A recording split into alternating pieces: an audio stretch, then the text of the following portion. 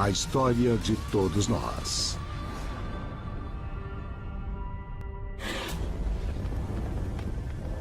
Norte da China, 1215 d.C.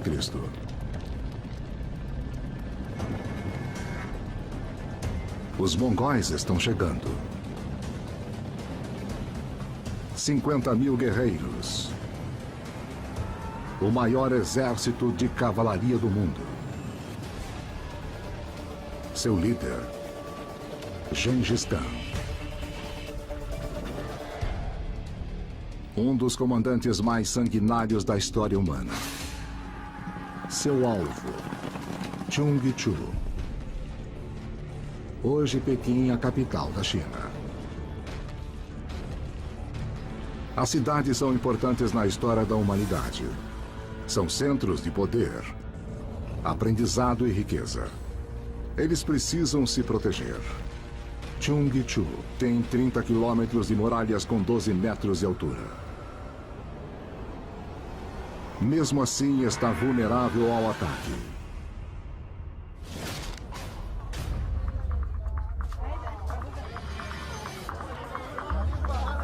Meio milhão de pessoas vivem em Chungtu. Agora a batalha pelo futuro da humanidade será travada entre os habitantes da cidade e os nômades.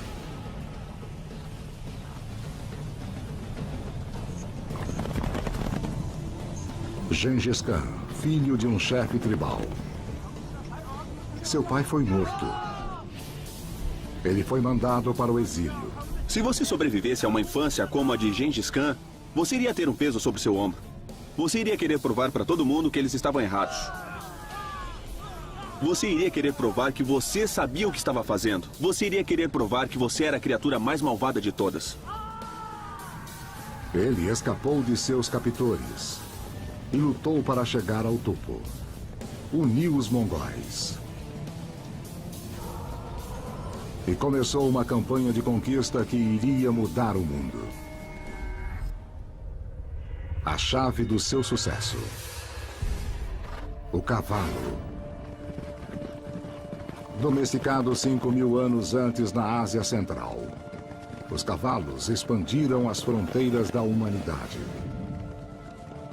Os mongóis podiam viajar 480 quilômetros por dia. Usar o cavalo na guerra abre uma nova oportunidade para a humanidade. Se voltarmos à luta dos mongóis contra os chineses, o que vemos é a primeira viagem pontual na história, que sem dúvida irá nos levar ao tanque. E essa viagem são com cavalos. Os mongóis começavam a montar aos 3 anos. Eles aprendiam a cavalgar sem usar rédeas. Quando eles encontravam homens a pé, para os mongóis esses homens eram como ovelhas. Você podia assustá-los e eles corriam. Eles podiam atirar a todo galope. Foi a primeira versão da Guerra Relâmpago. Eles eram capazes de entrar em um lugar, de causar danos, e então desaparecer antes que alguém soubesse o que os atingiu. O Império Mongol e as duas guerras mundiais claramente marcaram uma tendência na história da humanidade, a violência. Nenhum exército tinha viajado tão longe e tão rápido até a Segunda Guerra Mundial.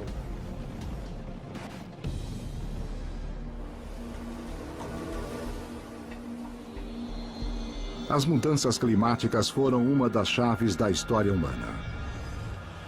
E levou os mongóis a mudarem o mundo.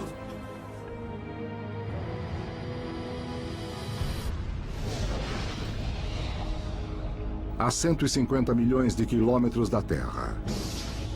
Uma onda de atividade solar.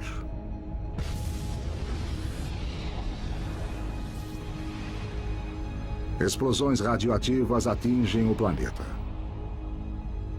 É o começo de 3 séculos de aquecimento global. A mudança climática é um dos grandes problemas ambientais, mas é um entre muitos, porém é mais perceptível para todos nós. Na Mongólia, a seca transforma pastos em deserto. Para sobreviver, os mongóis vão para o sul em direção à China, o maior poder da Ásia, lar das maiores cidades do mundo. A China é o grande prêmio. Se você puder conquistar a China, você vai conquistar uma terra de suprimentos infinitos. Grãos, seda, chá. A China é o prêmio mais rico que os mongóis poderiam obter. A China é, ao mesmo tempo e em tempos diferentes, várias coisas. Ao falarmos da China, ela não é mais o que a gente achava. Ao se aproximar de Cheongju, Gengis Khan dá um ultimato.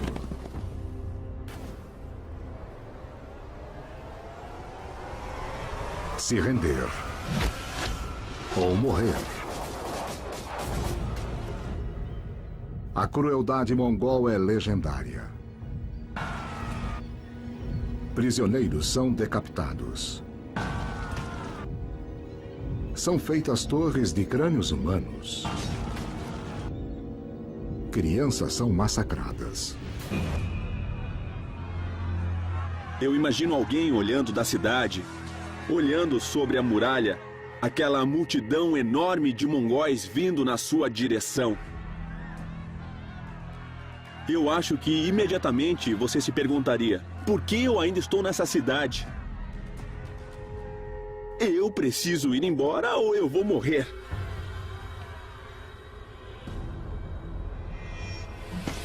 Gengis Khan estuprou tantas mulheres que hoje cerca de uma entre 200 carregam os seus genes. A maior felicidade é ter em seu peito as mulheres e filhas dos seus inimigos. Foi dito que 60 mil mulheres preferiram se suicidar a serem estupradas pelos mongóis.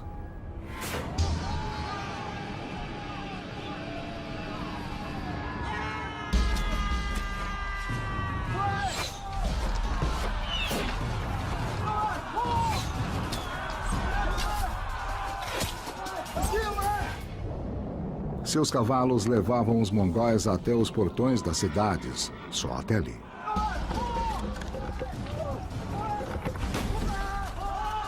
Para tomar a cidade, eles usaram engenheiros chineses. Eles os forçaram a construírem arias. Prisioneiros de guerra atacando sua própria cidade. Para se defender, os soldados de Cheongju precisavam matar seu próprio povo.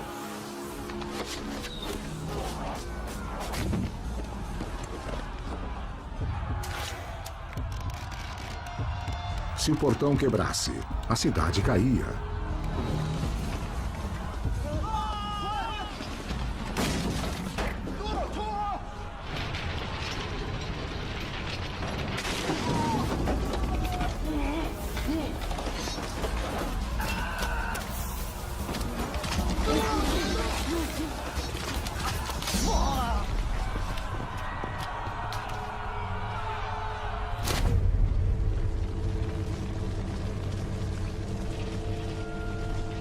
Os mongóis invadem Cheongju e massacram mais de 100 mil pessoas.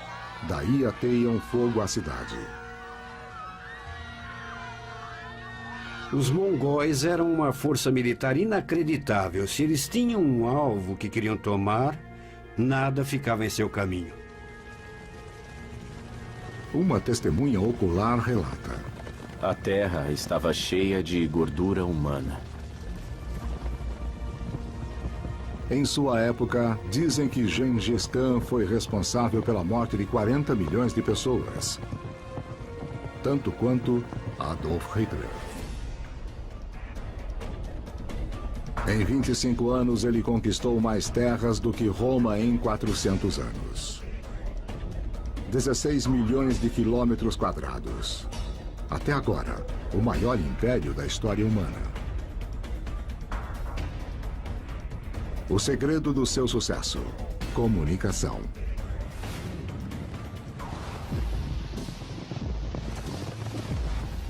600 anos antes do Pony Express, os mongóis podiam enviar mensagens a cavalo.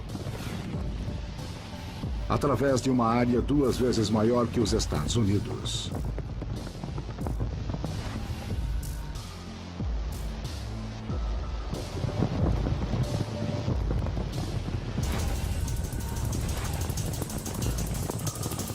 A cada 50 quilômetros havia um posto com 400 cavalos. Mensageiros do governo carregando um medalhão oficial podiam receber comida e montaria. Foi o primeiro posto do mundo. Como resultado das conquistas de Gengis Khan, pela primeira vez na história, pode-se viajar com segurança de uma ponta do mundo até a outra.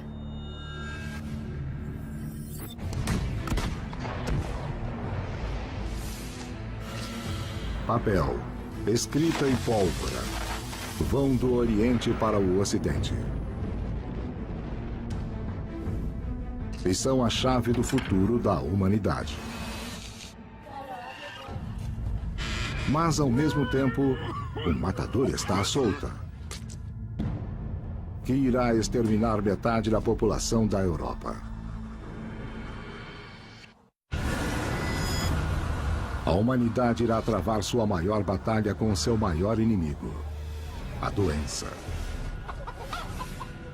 Issyk-Kul, um posto de comércio. A meio caminho entre a Europa e a Ásia. Gengis Khan está morto há mais de um século, mas seu império continua. Em suas rotas de comércio, um viajante novo e letal. A bactéria. Por 13,5 bilhões de anos, cada canto da Terra esteve coberto por esses micro-organismos. Nosso corpo contém mais células de bactérias do que células humanas. Quando um micro-organismo entra de novo na espécie, é muito mais agressivo do que com o passar dos milênios.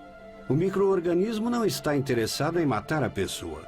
Ele quer viver, se reproduzir e ser transmitido. Em Issyk-Kul começa uma pandemia.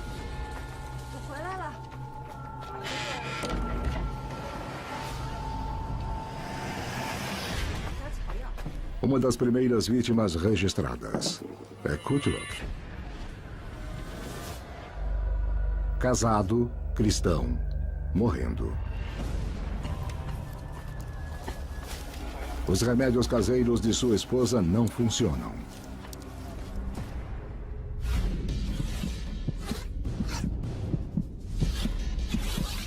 A bactéria corre pela corrente circulatória de Kutulok. Elas dominam seu sistema imunológico e se alastram implacavelmente, deformando e inchando suas glândulas.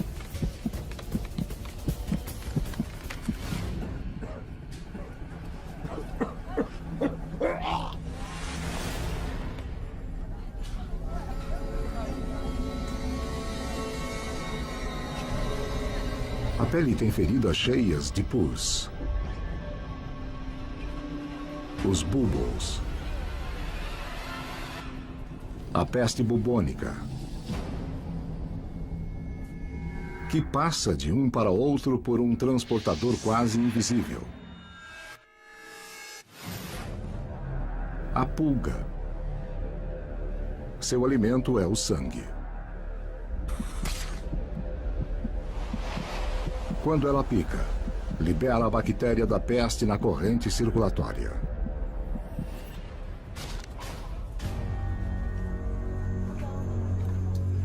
A esposa de Kutulok não sabe disso. Mas ela também foi picada. Em alguns dias, os dois estarão mortos. Em 1337, 4 pessoas morreram em Issyk-Kul. 2 anos depois, eram 100 mortos. Mas isso era só o começo. Uma vez que se espalharam, a infecção não parava. A melhoria nos transportes tornava a doença quase impossível de controlar. As pulgas que carregavam a peste tinham carona de um de seus companheiros mais próximos, o rato negro. Nativo da Ásia, eles se espalharam pela Europa com os romanos. Um casal de ratos pode ter 2.000 filhotes por ano. E cada rato pode carregar 8 pulgas infectadas pela peste.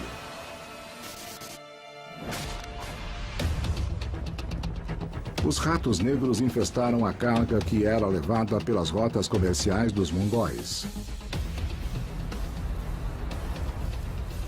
Disse Ku. A peste se alastrou ao leste da China e foi para o ocidente, em direção à Europa.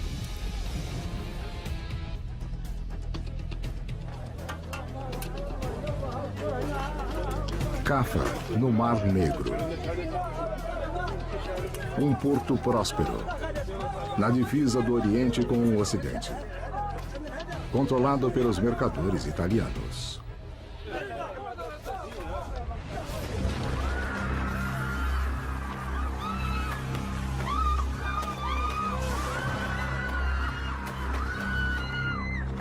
Um homem é tido como responsável por levar a peste para a Europa. Um descendente de Gengis Khan. Jenny Beck.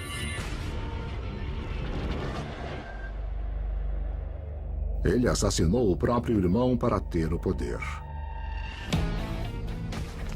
Agora ele quer expandir o Império Mongol ao oeste. Cafa está em seu caminho. Mas ele tem uma arma nova terrível. A peste mata seus soldados mais rápido do que podem ser substituídos. Mas isso dá uma ideia, Jenny Beck.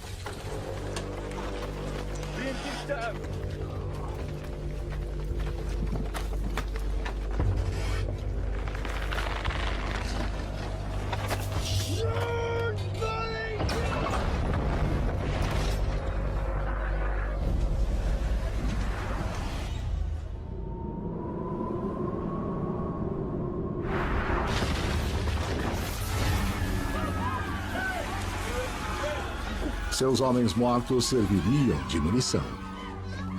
Sitiam a cidade de Cafa, então seus invasores, que são os mongóis, começam a adoecer. E ao invés de se retirarem, eles atiram os cadáveres na cidade. E as pessoas da cidade começam a ficar doentes.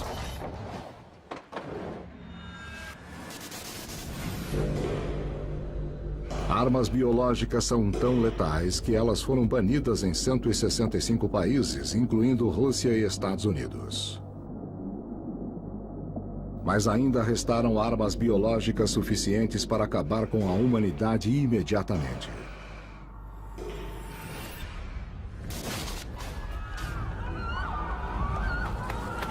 Ninguém tinha usado armas biológicas como Jenny Beck.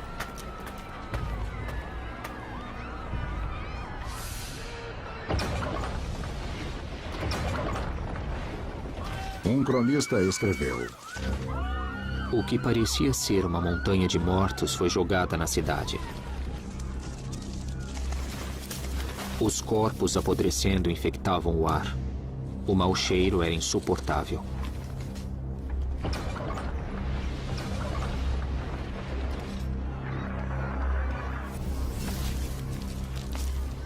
Não existe arma que seja tão terrível quanto a que é usada na guerra biológica. Você não pode ver os germes, você não pode ver a doença e não pode fazer nada para ficar imune a ela. Os habitantes de Cafa tentam se livrar da peste e vão para a Europa. Eles não fazem ideia de que estão levando a doença com eles. A peste em direção do continente com a maior densidade populacional do mundo. Siena, Itália. 1348. Uma família se tranca em casa, esperando deixar a doença lá fora. O pai escreve um relato, um dos poucos registros encontrados. Quando começa a invasão da Europa. Foi uma coisa cruel e horrível. Eu não sei como começar a contar sobre seu caminho brutal e sem piedade. A batalha pela sobrevivência da humanidade tinha começado. A humanidade está frente a uma batalha contra a extinção. Em Siena, Itália, 6 meses depois da peste invadir a Europa. Milhares estão mortos.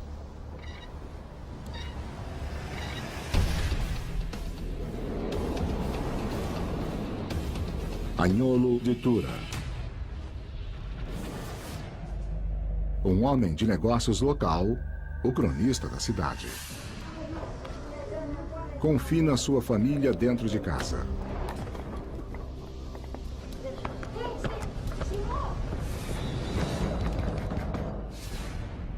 Para que o assassino lá de fora não entre.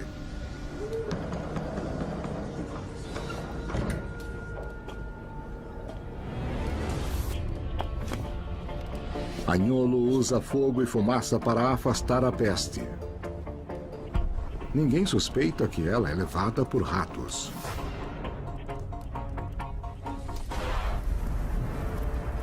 A peste leva 10 anos para atravessar a Ásia, movendo-se lentamente de cidade em cidade. Mas a Europa é o lugar perfeito para sua proliferação. Centenas de cidades, 80 milhões de pessoas vivendo próximas. Essas cidades tinham todas as condições de sustentar a peste, a sujeira e a imundície. Os roedores eram considerados como parte normal da vida nesse momento e ninguém achava que esses roedores e suas pulgas pudessem ser um problema em potencial. Daí você tinha um grande número de pessoas, todas juntas nessas pequenas moradias, e era o tipo de situação que você ia querer se estivesse tentando causar uma epidemia de peste. Os homens dominaram as vacas, mas as minúsculas bactérias, pequenininhas, elas dominaram os homens.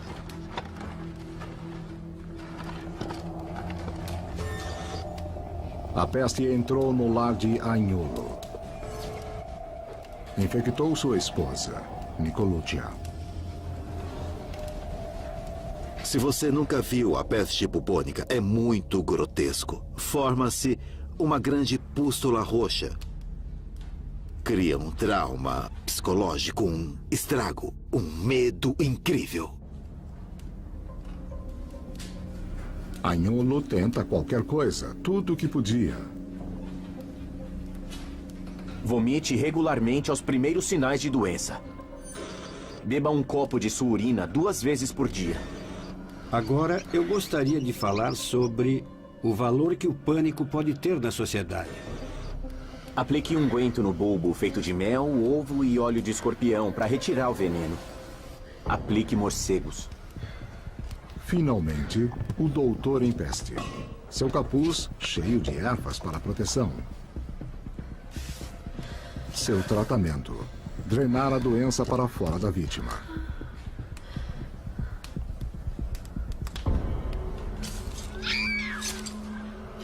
Os médicos tentaram qualquer medida desesperada. Sangria foi tentada, sanguessugas foram usadas, mas nada dava certo. A melhor coisa que o médico poderia fazer era ficar longe dos pacientes. Inadvertidamente estavam levando a bactéria de um paciente para outro. Nesse meio tempo, a bactéria da peste sofria mutação, encontrando novos meios de se reproduzir e se alastrar.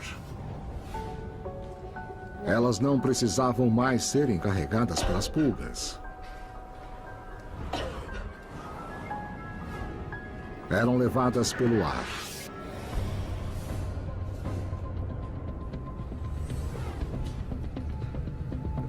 A peste levada pelo ar é diferente porque agora ela pode ser transmitida de um ser humano para outro. Calcula-se que a peste bubônica deve ter matado cerca de 100 milhões de pessoas. Imagine o que eram 100 milhões de pessoas.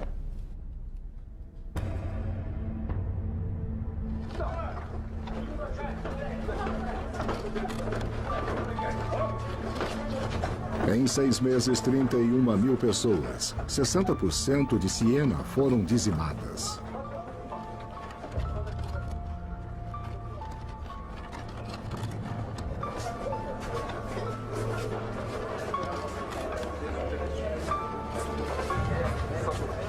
Eu, Agnolo de Tura, enterrei meus filhos com minhas próprias mãos.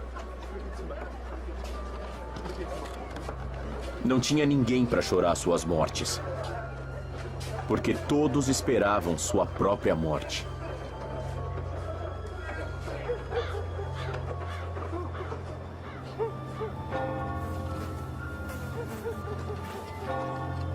Tantos morreram que se acreditava que seria o fim do mundo.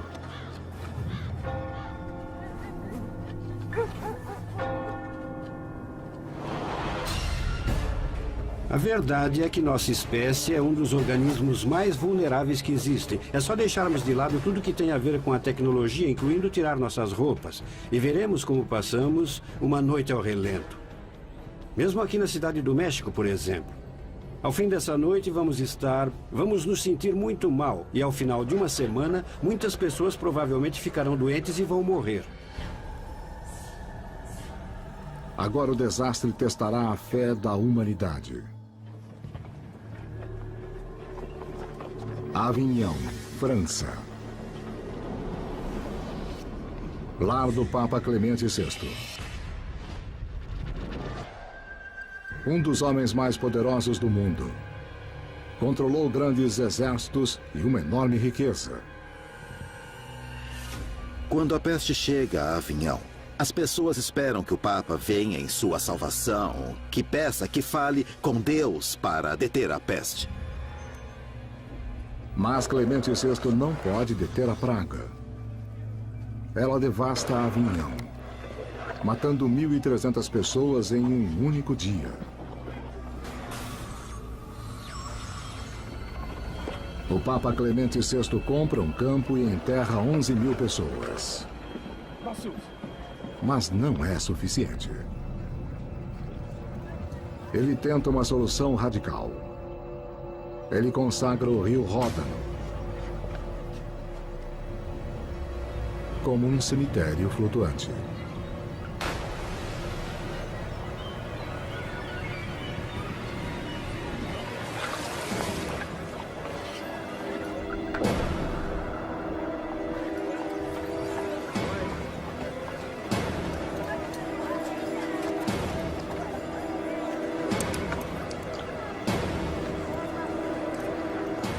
Com os corpos flutuando no rio Ródano, as pessoas percebem que o Papa não pode fazer nada por elas. Ou Deus não está ouvindo, ou pior. O medo e a perda se transformam em raiva. O povo quer culpar alguém. Em toda a Europa, a caçada começou. Querem um bode expiatório. 1349. A peste devasta a Europa. A humanidade está fraca e irracional. Está buscando alguém a quem culpar.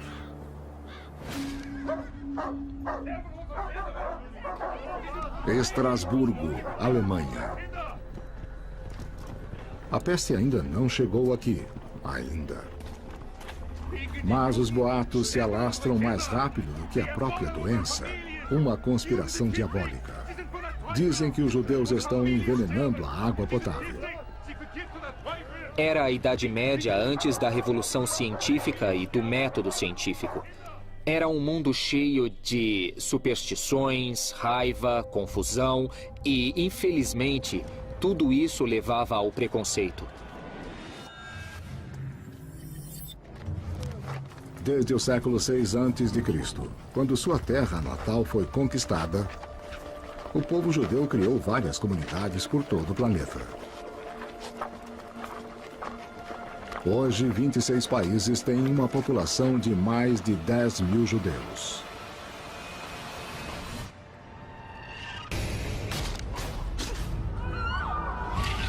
Quando o medo atinge a humanidade, as minorias tornam-se alvo.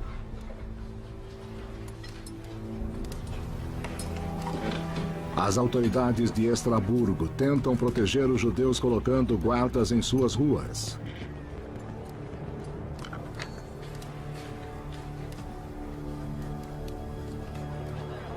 Mas o isolamento leva ao desprezo.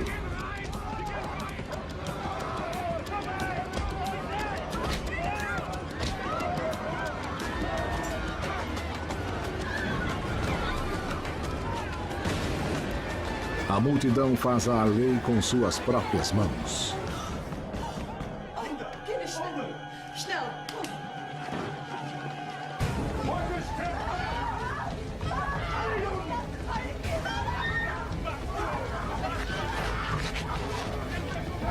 14 de fevereiro, o dia do massacre de São Valentim.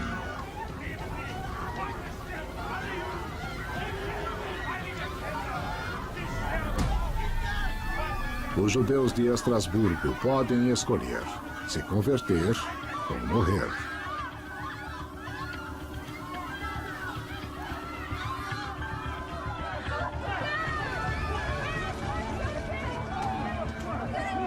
Mil judeus são enterrados vivos. Mas o massacre não vai salvar a cidade.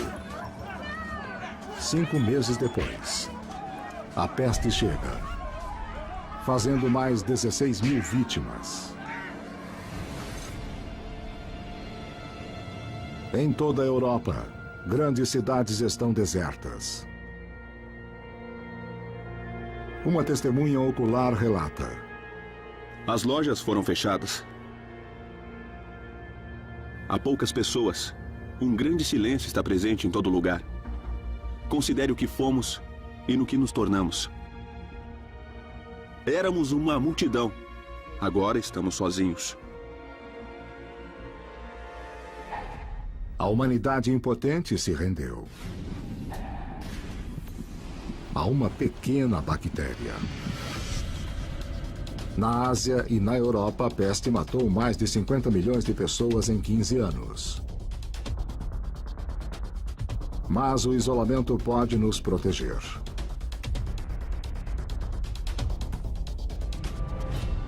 O Oceano Atlântico impediu que a peste chegasse às Américas.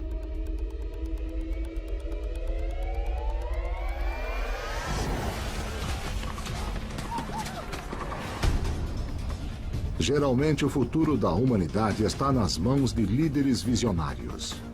200 anos depois de Gengis Khan, aparece um jovem guerreiro inca, Pachacute. Pacha, terra. Kutek, dar a volta, transformar-se. Corajoso, dinâmico, inspirado.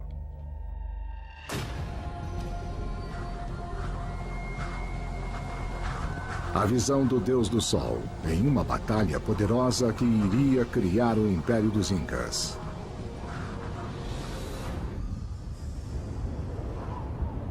As Américas são o lar de 90 bilhões de pessoas, vivendo em total isolamento do resto da humanidade.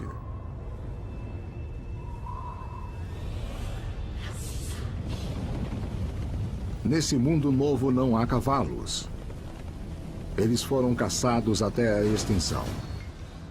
Não há ferramentas de ferro, nem veículos com rodas.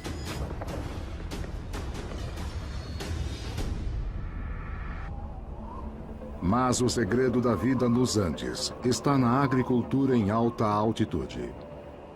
Era um povo, uma sociedade montanhesa. Se quisessem ter terra disponível para cultivar, tinham que construir plataformas nas montanhas inclinadas. E quando você viaja pelos Andes hoje, você vê os restos dessas plataformas. Milhares de metros acima do nível do mar, eles tinham plantações, totalmente desconhecidas pelo resto do mundo. Batata, tomate e milho. 60 anos depois, os espanhóis iriam levar esses alimentos para a Europa. Um momento chave que irá moldar a dieta da humanidade hoje em dia. Mas a riqueza de suas terras tornaram os incas um alvo. Eles tinham seu território e precisavam defendê-lo. Pachacuti tinha que lutar contra o inimigo feroz.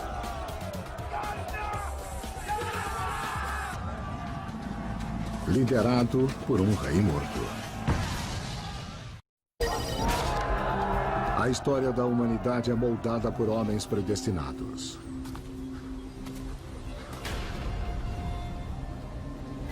Pachacuti, líder dos Incas. Seu inimigo, os Chancas. Guerreiros com sede de sangue, eles usavam os ossos de seus inimigos como troféus. Seu objetivo, esmagar Pachacuti. E subjugar a capital inca, Cusco. Cusco Rica estava liderando os Chancas na batalha.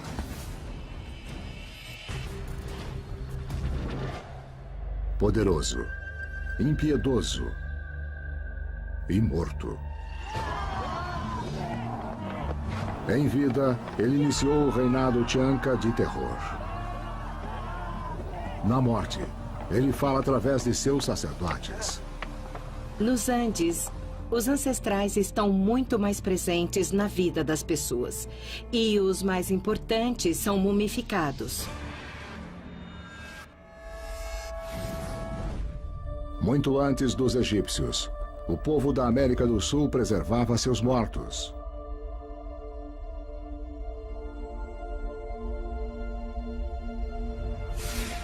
Crianças, adultos, famílias inteiras. As múmias mais antigas sobreviveram 7.000 anos. Com Cusco Rica liderando-os, os guerreiros Chancas se sentiam invencíveis. Eles eram pior que os Incas.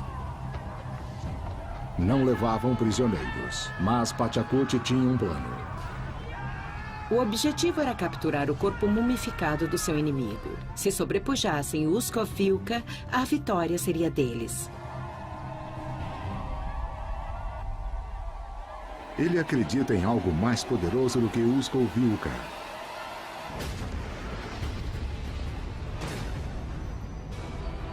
Inti, o deus do sol. O deus mais importante da mitologia inca.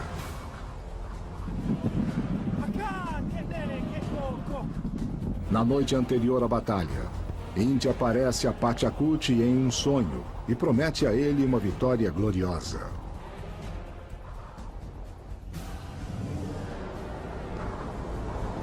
O pai de Pachacuti foi embora. Seu irmão foi embora.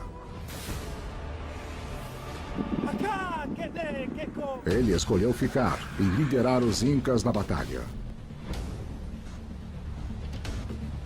Você está prestes a provar a seus homens, servindo de exemplo, dizendo: querem saber? Eu posso morrer hoje. Mas tudo bem, porque eu nasci para fazer isso. Eu garanto que um verdadeiro líder que entrou em combate se sentiu desse jeito.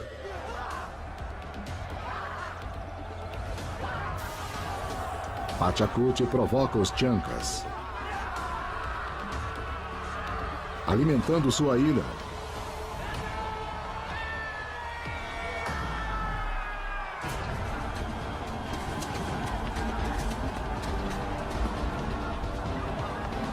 Ele segura seus homens. Mantenha disciplina. Até que eles disparam uma saraivada de pedras.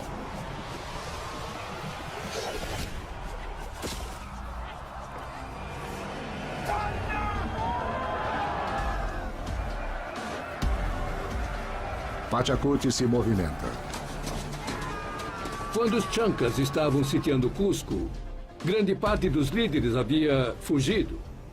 Pachacútec assume o papel de defender a cidade. A lenda inca lembra sua coragem. O jovem príncipe se atirou sobre o inimigo. Ele era tão ágil e tão rápido que aterrorizou a escolta. Como precisavam multiplicar seu exército e não tinham como fazê-lo, eles juntaram umas pedras e as disfarçaram de guerreiros.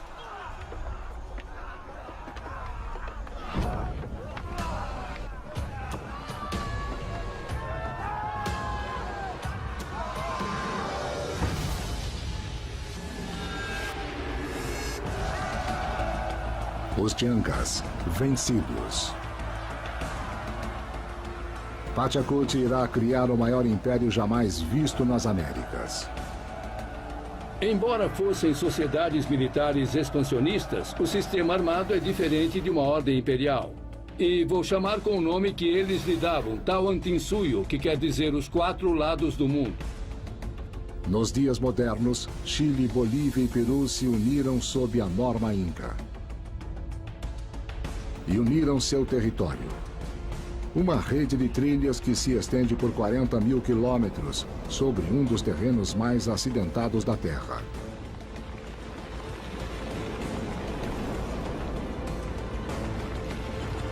No final da trilha, vemos Machu Picchu, o palácio de Pachacute sob as nuvens. Desconhecido para o resto da humanidade. Mas o isolamento das Américas está chegando ao fim.